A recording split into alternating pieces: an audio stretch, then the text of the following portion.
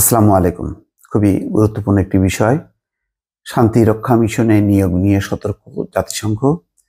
মানবাধিকার লঙ্ঘনকারীদের বিরুদ্ধে অভিযোগ প্রমাণিত হলে মিশন থেকে বাদ দেওয়া হবে। এটি প্রশ্নোত্তর পর্বে এসছে। জাতিসংঘের মুখপাত্র এই কথা বলেছেন। বাংলাদেশ প্রসঙ্গ এই আলোচনার একটি অংশ ছিল বা প্রশ্ন ছিল। খবরে বলা হচ্ছে, চরম মানবাধিকার লঙ্ঘনে জড়িত আইন শৃঙ্খলা বাহিনীর কর্মকর্তাদের শান্তিরক্ষা মিশনে পাঠানো নিয়ে ডয়েচে ভেলে রিপোর্ট প্রকাশের পর নড়ে চড়ে বসেছে জাতিসংঘ। বুধবার নিয়মিত ব্রিফিংয়ে জাতিসংঘ বলেছে, তাদের অবস্থান খুব স্পষ্ট। শান্তিরক্ষা মিশনে নিয়োগ প্রাপ্তরা যেন সততা এবং দক্ষতার মানদণ্ডে উন্নীত হয় তা নিশ্চিতে জাতিসংঘ মহাসচিব প্রতিশ্রুতিবদ্ধ। জাতিসংঘ মহাসচিব অ্যান্তনিও গুতেরার মুখপাত্র স্টিফেন ডুজারিক বলেন, জাতিসংঘ শান্তিরক্ষা মিশনে নিয়োজিতদের বিরুদ্ধে মানবাধিকার লঙ্ঘনের অভিযোগ প্রমাণিত হলে মিশন থেকে বাদ দেওয়া হবে। ব্রিফিংয়ে ডয়েচে ভেলের রিপোর্টের কথা উল্লেখ করে একজন সাংবাদিক জানতে চান, ডয়েচে ভেলের সাম্প্রতিক প্রকাশিত এক অনুসন্ধানী রিপোর্টে বলা হয়েছে, নির্যাতন এবং বিচার বহির্ভূত হত্যাকাণ্ড সহ চরম মানবাধিকার লঙ্ঘনে জড়িত আইন শৃঙ্খলা বাহিনীর কর্মকর্তাদের জাতিসংঘের শান্তিরক্ষা মিশনে পাঠাচ্ছে বাংলাদেশ এবং শ্রীলঙ্কা। বিশেষ করে বাংলাদেশ থেকে মানবাধিকার লঙ্ঘনে জড়িত অসংখ্য কর্মকর্তাকে শান্তিরক্ষা মিশনে পাঠানো হয়েছে।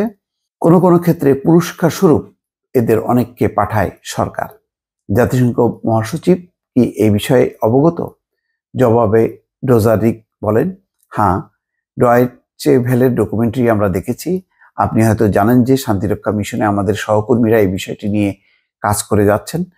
তারা রিপোর্ট নিয়ে জাতিসংঘের তরফে বিবৃতি দিয়েছেন। তিনি আরো বলেন, আমরা স্পষ্ট ভাষায় বলতে চাই যে শান্তিরক্ষা মিশনে নিয়োগের ক্ষেত্রে যেন দক্ষতা এবং সততার সর্বোচ্চ মানদণ্ড নিশ্চিত করা হয় সেই বিষয়ে জাতিসংঘের মহাসচিব প্রতিশ্রুতিবদ্ধ। এই প্রতিশ্রুতির মধ্যে আরো রয়েছে মানবাধিকারের প্রতি শ্রদ্ধা এবং প্রতিশ্রুতি। জাতিসংঘের মানবাধিকার যাচাই পদ্ধতির অধীনে শান্তিরক্ষী নিয়োগের সংশ্লিষ্ট বিষয়ে যথাযথ নিয়ম এবং কৌশল মেনে চলা হয়। এরপর একই বিষয়ে ওই সাংবাদিক জানতে চান, শান্তিরক্ষা মিশনে কর্মকর্তা নিয়োগের সময় স্বাগতিক দেশগুলো যাচাই বাছাইয়ের কাজ করছে, কিন্তু যে দেশ শান্তিরক্ষা মিশনে লোক পাঠাবে সে দেশের সরকার যদি নিজেই চরম পর্যায়ের মানবাধিকার লঙ্ঘনকারী হয়, তাহলে এই বাছাই প্রক্রিয়া কিভাবে স্বচ্ছ হবে? জবাবে মুখপাত্র ডোজারিক বলেন, আমরা বাছাই প্রক্রিয়া 3 ধাপে সম্পন্ন করি। প্রথম পর্যায়ে বাছাই হয় ব্যক্তিগত মানদণ্ডে, পরের ধাপে বাছাই কাজটা করে স্বাগতিক দেশ এবং অন্য বাছাই প্রক্রিয়াটি হয় জাতিসংঘের মানবাধিকার বিষয়ক হাই কমিশনারের অফিস থেকে। তিনি বলেন, আপনাকে বলবো, বিগত বছরগুলোতে আমরা দেখেছি খুব অল্প সংখ্যক দেশ থেকে শান্তিরক্ষীদের মানবাধিকার লঙ্ঘনের ব্যাপারে অভিযোগ পেয়েছি। যখনই এই ধরনের ঘটনা ঘটে তখনই আমাদের শান্তিরক্ষা মিশনের সহকর্মীরা যাচাই বাছাই নীতি কর্মকৌশল অনুসারে শান্তিরক্ষী মিশনের পাঠানো দেশের সঙ্গে কথা বলে যথাযথ পদক্ষেপ গ্রহণ করে। এই ধরনের ঘটনা অর্থাৎ মানবাধিকারের লঙ্ঘন ঘটনার কারণে শান্তিরক্ষা মিশনে অংশ নেওয়া জড়িত কর্মকর্তার নিয়োগ বাতিল হতে পারে। তাছাড়া অভিযোগ প্রমাণিত হলে জড়িতদের মিশন থেকে সরিয়ে দেওয়া হয়। উল্লেখ্য, গত 21শে মে মানবাধিকার লঙ্ঘনকারীরা যখন জাতিসংঘের শান্তিরক্ষী মিশনে